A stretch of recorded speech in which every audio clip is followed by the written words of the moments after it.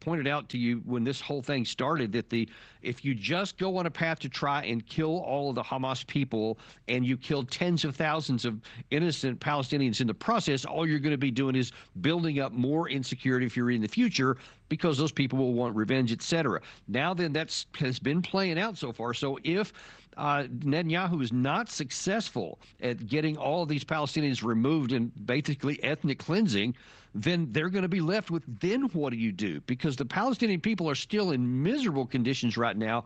And believe me, the last thing that they are interested in is just having peaceful coexistence inside of a new prison going forward. So there has to be either some kind of political settlement to where the Palestinian people have some kind of hope for freedom, or I'm afraid we're going to stay in this bleak cycle. You know, and Colonel, I want to talk about that. Do you think that there isn't a focus on the resentment, on the retaliation that could happen, among some of these people who right now may not have any direct connection to Hamas?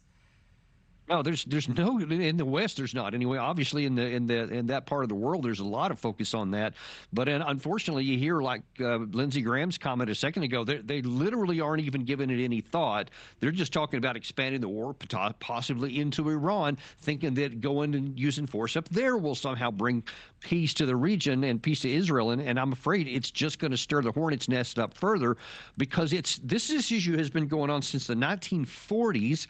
Because the Palestinian people have not gotten what they view as any kind of close to being a peaceful piece of land where they can live in the territory where they have historical roots, for centuries before all this stuff started. And so far, no one's even considering that. And if anybody in the West thinks that they can just ignore that because they're in a powerless position right now, they're going to be surprised, because the only thing they have is resistance if they're not given a peaceful path. And that's just the human nature that people all over the world have if they don't get peace. Absolutely. All right. So Secretary Rubio just yesterday said the U.S. is working to try to get the hostages home. I'd like to listen to part of what he said.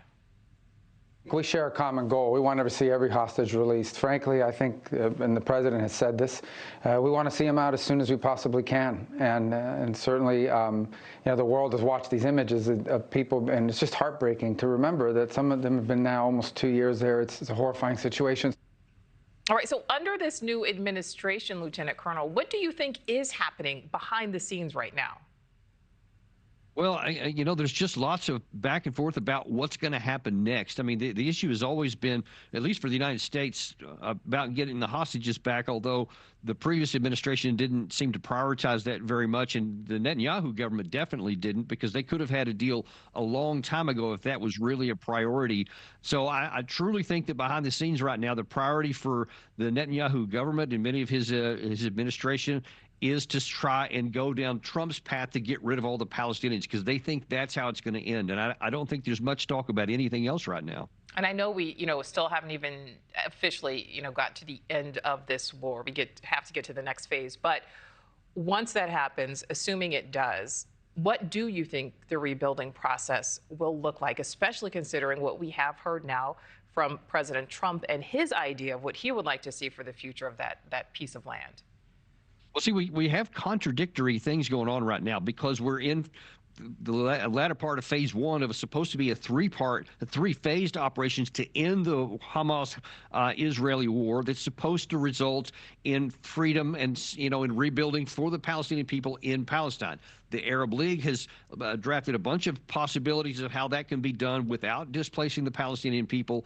But then you have that contradicted by the Israeli side wanting to say, well, we don't actually want that future. We want one where there aren't any Palestinians here. And so you have these two working at cross purposes right now. And until everybody gets on board with what the end state is supposed to look like, and they have even a broad kind of agreement toward it, you see all you're going to have is conflict, because it can't be any other way. Always love talking to you. I love your perspective. Lieutenant Colonel Daniel Davis, thank you as always. Thanks for watching. Go to joinnn.com to find NewsNation on your screen. And don't forget to click the red subscribe button below to get more of NewsNation's fact-driven, unbiased coverage.